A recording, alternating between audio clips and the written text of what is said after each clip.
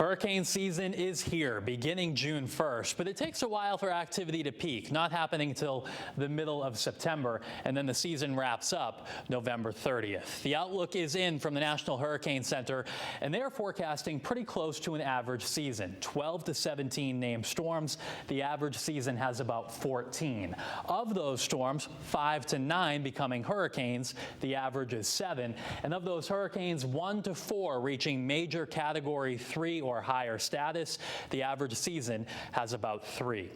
The forecast for the Atlantic hurricane season always begins with looking what's happening in the Pacific. And the last couple of seasons, we've been in what's called a La Nina, cooler than average water in the Pacific. And this can change the weather patterns in the Atlantic to actually make it more favorable for hurricanes to form. But this season is different. We are entering El Nino when the water here is warmer than average, and that can affect the upper level winds over the tropical Atlantic, making them stronger. Stronger winds as you go up can tear apart storms. And that means that in this type of setup, it's more difficult for tropical storms and hurricanes to form.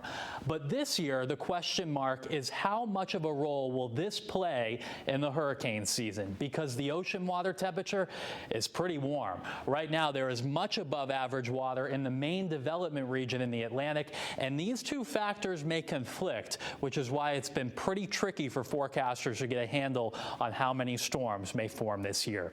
This is a look at the names for the season ahead. Arlene topping the list, and we'll keep you posted every step of the way. As you know, it takes a while for the season to get going, and it only takes one storm to make it a memorable one. I'm meteorologist Ryan Breton, Fox 61, Connecticut's news station.